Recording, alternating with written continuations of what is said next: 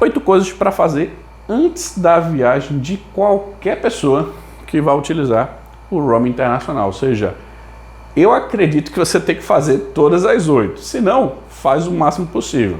Mas entenda cada uma delas. Primeiro, saber a rota da viagem. Existem pedidos que são assim: vou viajar para os Estados Unidos. Tá, mas quais são as cidades, quais são os estados? Qual é a rota da viagem? É só os Estados Unidos? Ou você vai para o Canadá, depois desce para o México, vai para a Europa? Qual é a rota que a pessoa vai fazer durante esse período de viagem? E qual é a data de início e de fim?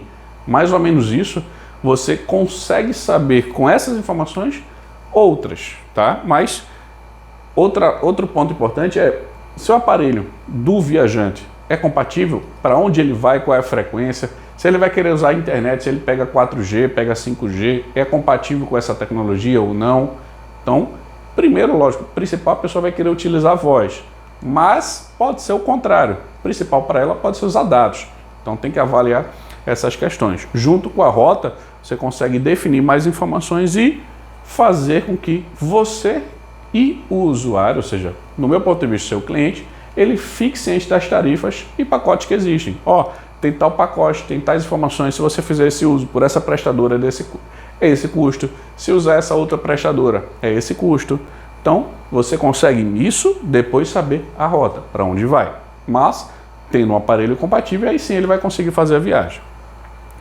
Não esqueça de ter o serviço aprovado e ativado. Então, você tem as informações aqui, normalmente o que é que eu faço? Peguei os dados, vai viajar para tal lugar.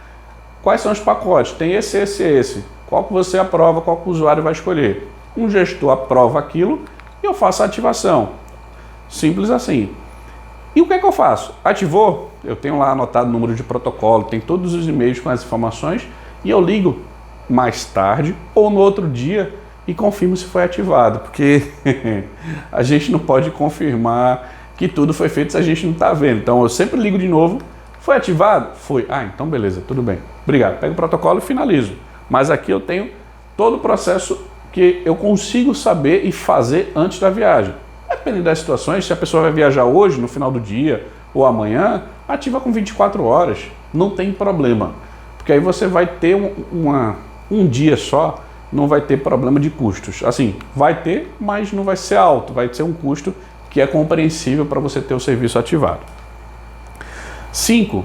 O usuário, a pessoa que vai levar o telefone, ele tem que saber qual prestador ele vai utilizar, tá? Você tem que passar para ele. A rota que ele vai viajar é essa, você vai utilizar tal prestadora. Se for a mesma, não tem problema. Mas ele tem que saber, tudo bem, é a sua mesma prestadora que você vai utilizar lá, ou que a senhorita vai utilizar em tal região. Simples assim, e a pessoa sabendo disso, lógico, deixa ela ciente como é que configura o aparelho para escolher a rede se for necessário, e aí fica mais fácil. E 6, saber como utilizar o serviço. Se você ativou um pacote lá de voz 100 minutos e utilizar 4 GB de internet, ele tem que saber disso. Senão você, ativei o pacote de roaming internacional. A pessoa não sabe, ela vai sentar o pé. Existe esse risco. Ou a pessoa vai utilizar a internet sem preocupação. Existe esse risco. Existem pessoas que fazem a utilização de roaming isso internacional, que você vai ver muito mais isso. O roaming nacional, como a princípio você tem as tarifas dentro do plano, você vai passar por isso aqui muito mais rápido. Vai dizer, o plano é compatível para você fazer a ligação como se estivesse aqui na região e pode usar à vontade, receber e fazer. Então isso aqui, você não vai nem se preocupar tanto porque as pessoas já vão ter esse hábito de utilização.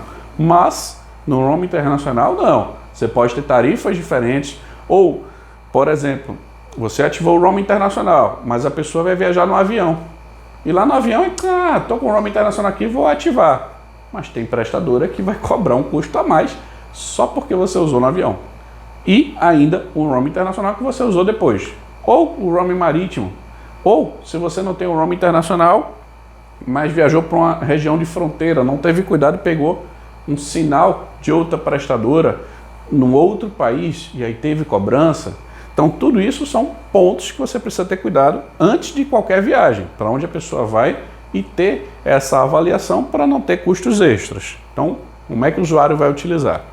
7, importantíssimo, em caso de falha, o que é que o usuário tem que fazer? O que é que a pessoa lá vai poder fazer? Ele vai acessar uma rede Wi-Fi e vai falar comigo pelo WhatsApp. Ele pode pegar um telefone lá e ligar para o telefone direto da prestadora. O que é que ele vai fazer? Normalmente você aconselha isso antes da viagem, né? Que durante a viagem ele não vai ter possibilidade de contato com você na maioria dos casos. E o oitavo, e eu acho que tão importante quanto todos os outros pontos antes da viagem, é você deixar tudo registrado. Com a prestadora, tendo todos os protocolos, com o colaborador que vai viajar, com a aprovação do gestor, o aparelho é compatível, como é que ele vai fazer a rota, quais são as prestadoras, custos envolvidos e valores. Eu tenho um costume, vamos dizer assim, de deixar tudo registrado por e-mail. Porque por e-mail é muito mais simples você ter todas as informações de qualquer um dos envolvidos pode consultar. E aí, lógico, dependendo da sua empresa, você pode ter um sistema específico ou pode ser uma comunicação informal via WhatsApp, Telegram, qualquer outro aplicativo.